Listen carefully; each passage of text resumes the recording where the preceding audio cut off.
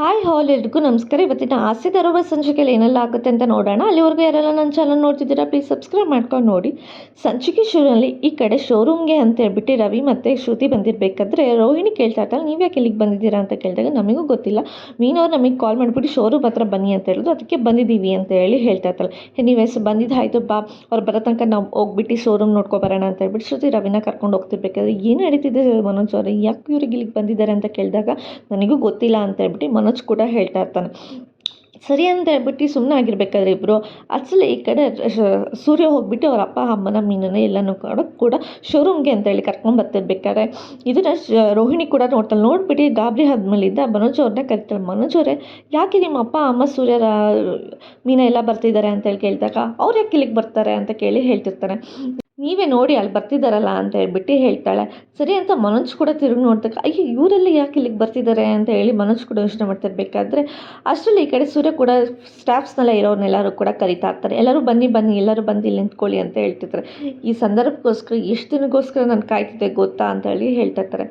ಅಸಲು ಈ ಕಡೆ ಹೌದು ಅಂತ ನಮಗೆಲ್ಲ ಖುಷಿ ಆಗ್ತಿದೆ ಅಂತ ರವಿಶ್ರುತಿ ಕೂಡ ಹೇಳ್ತಿರ್ಬೇಕಾದ್ರೆ ಅಲ್ಲ ಎಲ್ಲರೂ ಯಾಕೆ ಇಲ್ಲಿಗೆ ಬಂದಿದ್ದೀರಾ, ಯಾಕೋ ಏನೋ ಆಯಿತು ಅಂತ ಮನೋಜ್ ಕೇಳಿದಾಗ ಲೋ ನೀನೇನು ಹರಿಕತೆ ಕೇಳ್ದೆ, ನೀನು ನೆನ್ನೆ ಎಲ್ಲ ಮಾತಾಡಿದ್ವಿ ತಾನೇ, 9:30 ಅಷ್ಟೊತ್ತಿಗೆ ಪೂಜೆ ಆಗಿ 9:45 ಅಷ್ಟೊತ್ತಿಗೆ ಅಪ್ಪ ಈ ಚೇರ್ ಮೇಲೆ ಕೂತ್ಕೋಬೇಕು, ಅವರೇ ಈ ಇದಕ್ಕೆ ಶೋರೂಮ್ಗೆ ಓನರು ಅಂತೇಳಿ ಈ ಕಡೆ ಸೂರ್ಯ ಹೇಳ್ತಿರ್ಬೇಕಾದ್ರೆ ಮನೋಜ್ ಇಲ್ಲ ಕೊಣೋ ನಾನು ಬರಲ್ಲ ಕೊಣೋ ಅಂತ ಹೇಳಿ ಹೇಳ್ತಿರ್ಬೇಕಾದ್ರೆ ಅಷ್ಟರಲ್ಲಿ ಈ ಕಡೆ ಕೃಷ್ಣ ಸ್ವೀಟ್ಸು ಮತ್ತು ಹಾರ ಎಲ್ಲರೂ ಕೂಡ ತೊಗೊಬರ್ತಾರೆ.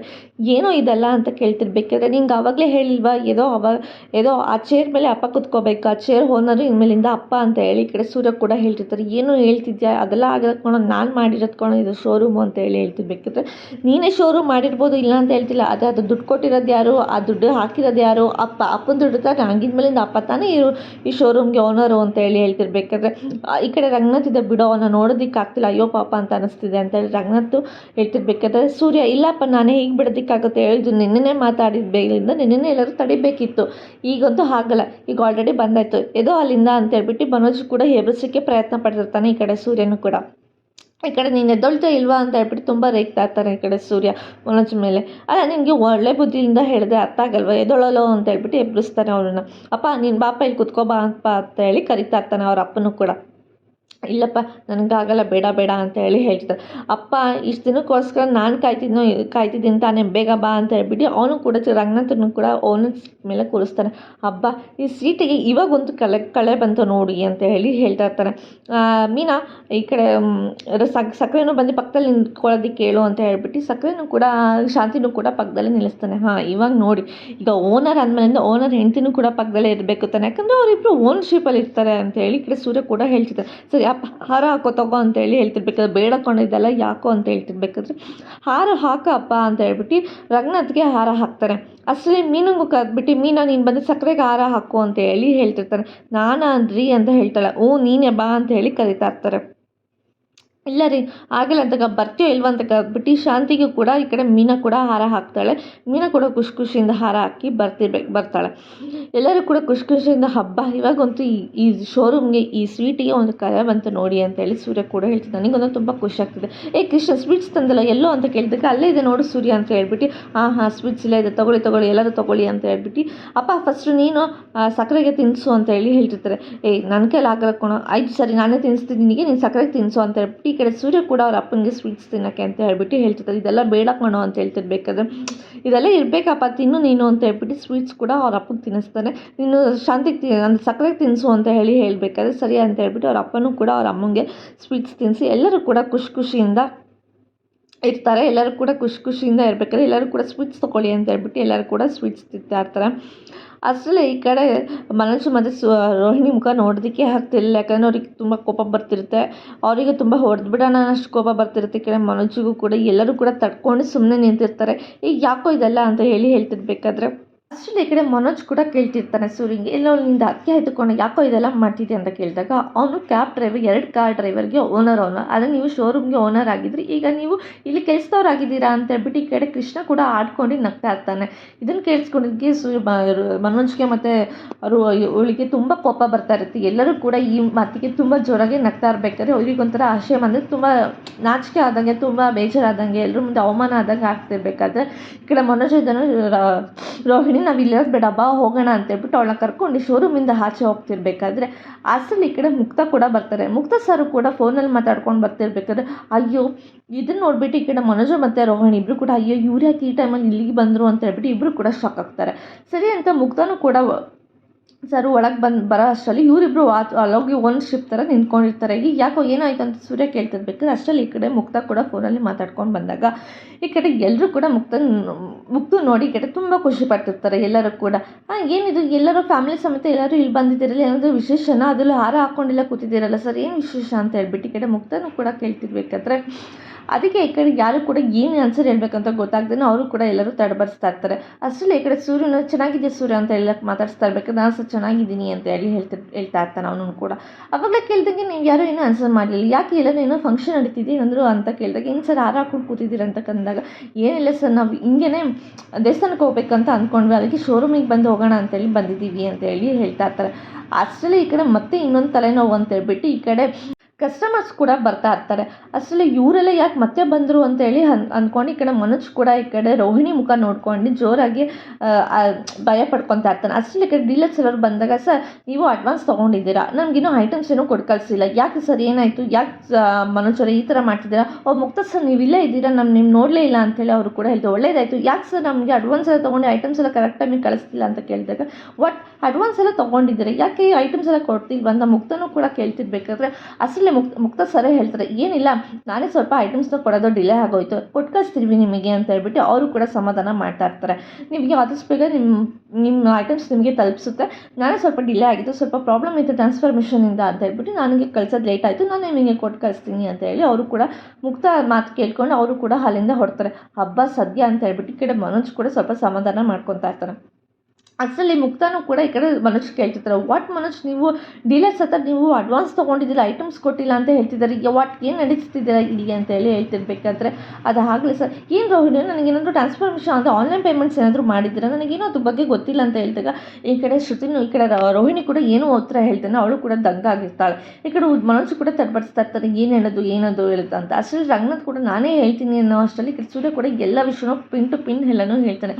ಅವನು 3 ಕೋಟಿ ಮನೆ ತೊಗೊಂಡು ಅವನು ಕೂಡ ಮೋಸ ಹಾಕಿ ಅವನು ಕೂಡ ಸಾಲ ಮಾಡ್ಕೊಂಡಿದ್ದಾನೆ, ಆ ಅಡ್ವಾನ್ಸ್ ಇದು ಅಂತ ಹೇಳಿ ಎಲ್ಲರೂ ಕೂಡ ಹೇಳ್ತಿರ್ತಾರೆ.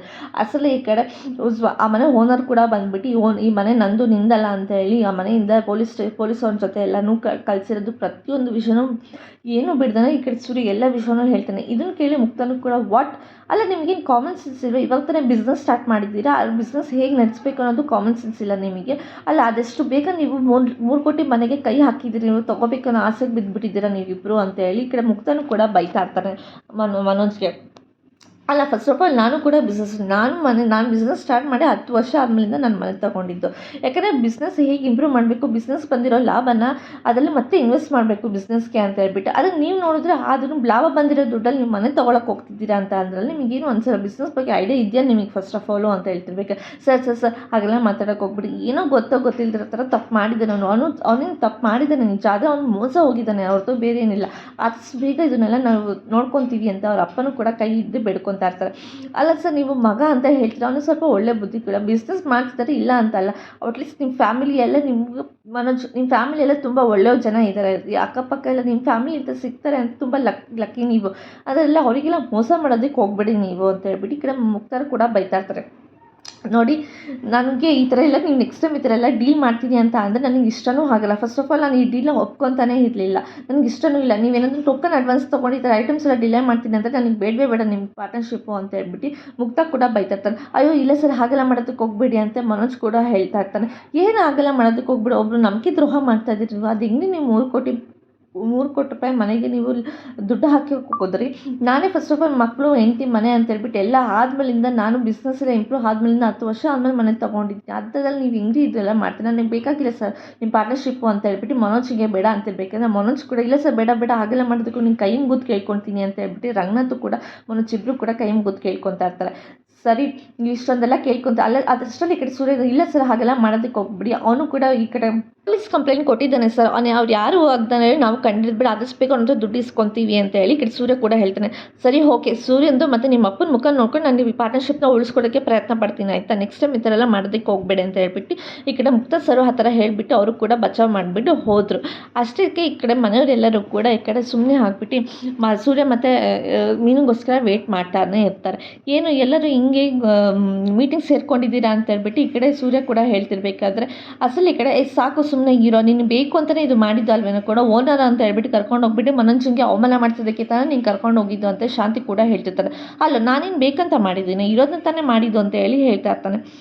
ಇದೆಲ್ಲ ಮಾಡೋ ಅವಶ್ಯಕತೆ ಇತ್ತ ನಿನಗೆ, ಸುಮ್ಮನೆ ಇರೋದಕ್ಕಾಗಲ್ವ, ಅವ್ನ ಪಾಡಕ್ಕೆ ಒಂದು ಶೋರೂಮ್ ನಡ್ಸ್ಕೊಂಡು ಹೋಗ್ತಿದ್ದ ಅಂತ ಹೇಳ್ತಿರ್ಬೇಕಾದ್ರೆ ಶೋರೂಮ್ನ ಅವನಿಗೆ ನಡ್ಸ್ಕೊಡೋದಕ್ಕೆ ಯಾರು ಬಿಡೋದು, ಅವನೇನು ದುಡ್ಡು ಕೊಟ್ಟಿದ್ದಾನೆ, ದುಡ್ಡು ಕೊಟ್ಟರೆ ಆಮೇಲೆ ಶೋರೂಮ್ ಬಿಟ್ಕೊಡ್ತೀವಿ ನಾವು ಅಂತ ಹೇಳಿ ಹೇಳ್ತಿರ್ಬೇಕಾದ್ರೆ ಅಸಲಿ ಕಡೆ ಮೀನ ಎಲ್ರಿಗೂ ಕೂಡ ಕಾಫಿ ತೊಗೊಂಡ್ಬಂದು ಕೊಡ್ತಾ ಇರಬೇಕಾದ್ರೆ ಅಲ್ಲ ಅದು ಯಾವ ಧೈರ್ಯದ ಮೇಲಿಂದ ನೀನು ಅವನಿಗೆ ಕರೆಸಿದ್ಯಾ ನೀನು ಮುಕ್ತನ ಅಂತ ಹೇಳ್ಕೊಳ್ತು. ನಾನೇನು ಮುಕ್ತ ಸರ್ ನಾನು ಕರೆಸಿಲ್ಲ, ಅವರೇ ಆಕಸ್ಮಿಕವಾಗಿ ಬಂದಿರೋದು ಅಂತ ಹೇಳ್ಬಿಟ್ಟು ಸೂರ್ಯ ಕೂಡ ಹೇಳ್ತಾ ಇರ್ತಾನೆ.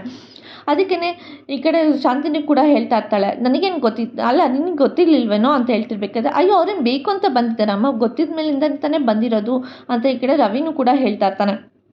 ರವಿನೂ ಮಾತಾಡ್ತಾ ಇರಬೇಕಾದ್ರೆ ನನಗೆ ಗೊತ್ತು ಕಣೋ ಸೂರ್ಯ, ನೀನು ಬೇಕು ಅಂತಲೇ ಅವ್ರನ್ನ ಕರೆಸಿರೋದು ಅಂತ ಹೇಳ್ಬಿಟ್ಟು ಹೆಂಗೆ ನೀನು ನಾನು ಶೋರೂಮ್ನ ಕಿತ್ಕೊಳ್ಳೋಕೆ ನೋಡಿದಲ್ಲ, ಹಂಗೆ ನಾನು ಶೋರೂಮ್ ಓನರಲ್ಲ ಅಂತ ಹೇಳ್ಬಿಟ್ಟು ಅವ್ರನ್ನ ಕರೆಸ್ಬಿಟ್ಟು ಅವ್ರ ಮುಂದೆ ನನಗೆ ಅವಮಾನ ಮಾಡ್ಸೋದಕ್ಕೋಸ್ಕರ ತಾನೇ ನೀನು ನನ್ನ ಮುಕ್ತವ್ರನ್ನ ಕರೆಸಿರೋದು ಅಂತ ಹೇಳಿ ಹೇಳ್ತಿರ್ಬೇಕಾದ್ರೆ ಈ ಐಡಿಯಾ ನನಗೆ ಬಂದೇ ಇರಲಿಲ್ವಲ್ಲೋ ಅಂತ ಹೇಳಿ ಹೇಳ್ತಾ ಇರ್ತಾರೆ. ಸಾಕು ಸುಮ್ಮನೆ ಇರೋ ಮನೋಜ, ಏನೊಂದು ಇನ್ನೊಂದು ಹೇಳಬೇಡ, ಹೇಳೋದಕ್ಕೆ ಹೋಗ್ಬೇಡ, ಸುಮ್ಮನೆ ಇರೋ ಸ್ವಲ್ಪ ಹೊತ್ತು ಅಂತೇಳಿ ಶಾಂತಿ ಕೂಡ ಹೇಳ್ತಿರ್ತಾಳೆ. ಇವ್ರನ್ನ ಶೋರೂಮ್ ಓನರ್ ಅಂತ ಹೇಳ್ಬಿಟ್ಟು ಕರೆದು ಕೂರಿಸೋದು, ಮನೋಜಂಗೆ ಅವಮಾನ ಮಾಡಿಸೋದು ಅಲ್ಲ. ಫಸ್ಟ್ ಆಫ್ ಆಲ್ ನಿನ್ನ ಜೊತೆ ಆ ಕೃಷ್ಣ ಇದ್ದಾನಲ್ಲ, ಅವ್ನು ಯಾರು, ಇವ್ನು ನನ್ನ ಮಗನ ಬಗ್ಗೆ ಮಾತಾಡೋದಕ್ಕೆ, ಅವನು ಒಬ್ಬ ಕ್ಯಾಬ್ ಡ್ರೈವರ್ ತಾನೇ ಅಂತ ಹೇಳಿ ಹೇಳ್ತಿರ್ತಾರೆ.